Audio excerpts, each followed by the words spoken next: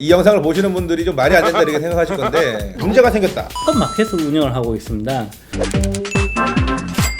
우리가 후순위에 어떤 투자 상품이 나와서 이 상품이 우리 등록이 됐어요. 그러면 이제 우리 플랫폼에서 이런 상품을 확인을 하고 어떤 내 수익률에 대해서 판단도 하게 되죠. 이랬을 때 우리가 투자를 했는데 문제가 생겼다. 여러분 이런 걱정은 여러분들 하시는 거 아닙니다. 걱정 노.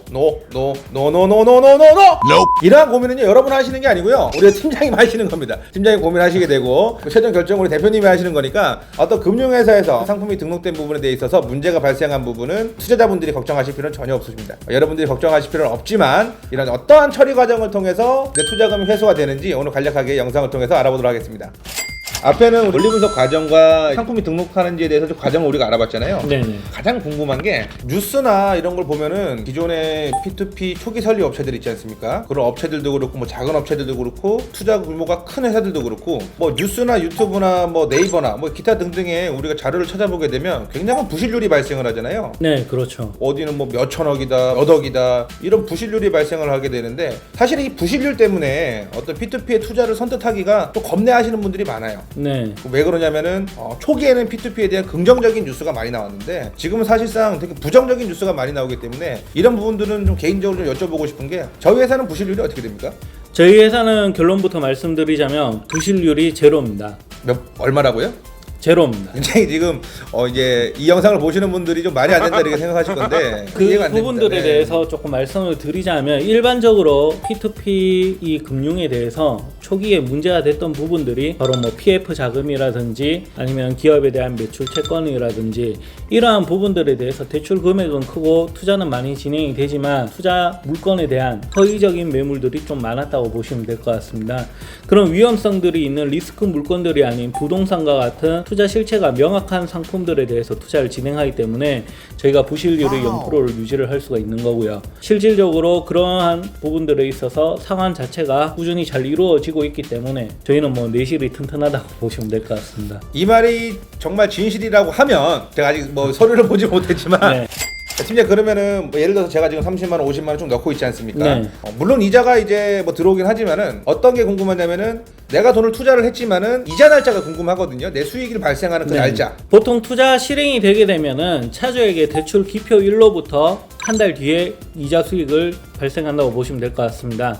그 이자 약정 기일에 매번 이제 저희 쪽으로 전산을 반영이 돼서 투자자분들에게 이자 수익금이 분배가 된다고 보시면 될 것 같습니다. 자 그러면은 결국 문제라고 하는 거는 차주 쪽에서 제대로 상환이 되지 않았을 경우지 않습니까? 그렇죠. 네. 그러면 이제 3개월 정도 연체가 되면 우리가 부실채권이라고 부르잖아요. 네, 맞습니다. 이런 부실채권이 발생하게 되면은 내 돈을 50만 원 넣어놨는데 3개월 동안 이자가 안 나오지 않습니까? 네네. 그런 부분은 어떻게 보전할 수 있습니까? 그런 부분들은 저희가 부실채권 회수를 하면서 그 3개월이라는 기간 내에 그리고 채권 처리를 하는 기간 내에 발생되는 연체 최초 발생 일자부터 연체 이자를 적용을 하게 됩니다. 그 연체 일자가 적용이 된 기준을 한해서 그때부터는 연체 이자를 받게 되시는 거고요. 이런 부실 채권들이 전체 회수가 되고 난 다음에 그 연체 이자들도 합산해서 처리를 해준다고 보시면 될 것 같습니다.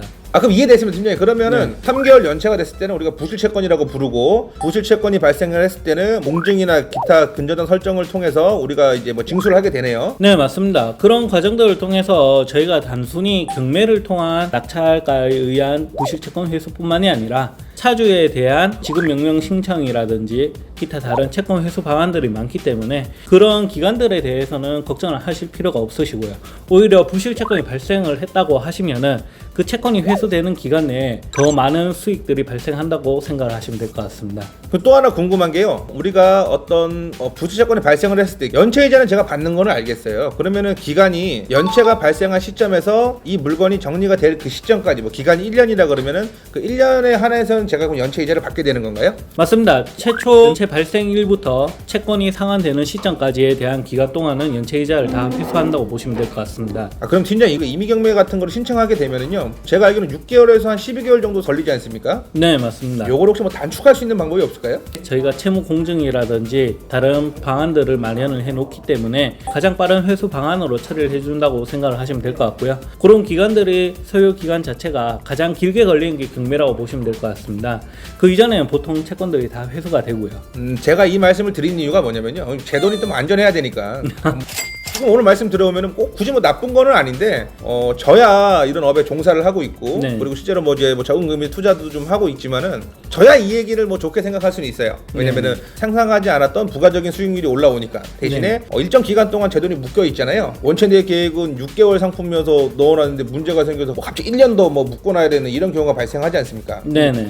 이럴 때 혹시 뭐 대처 방법이 있을까요? 저희 회사 내에서 기본적으로 채권 마켓을 운영을 하고 있습니다. 말씀하신 것처럼 내가 투자를 진행을 했는데 갑자기 급히 투자금을 회수할 상황이 된다거나 아니면 다르게 자금을 이용해야 되는 그런 상황들이 발생됐을 경우를 통해서 저희가 기존 투자자들끼리 그런 채권 마켓을 형성을 해놨기 때문에 그 채권 마켓 내에서 본인이 투자한 물건에 대한 채권을 서로 매입하고 그리고 매매하실 수 있는 그런 시스템적인 부분들도 있기 때문에 자금 활용에 대해서는 충분히 어느 정도 가용한 범위 내에서는 이용을 하실 수 있다고 생각됩니다. 오늘 팀장이 하는 말씀처럼 회사 내에 이제 채권 마켓이라든지 이런 게 있으면 상당히 유용하게 이용하실 수 있을 것 같아요. 맞습니다. 그래서 오히려 더 그 채권 마켓을 통해서 이런 뭐 부실 채권에 대해서 매입을 하시려는 분들도 많으시고요. 투자 형태에 대해서는 투자자들마다 개별 특색이 다 다르기 때문에 다양한 형태로 나오는 부분입니다.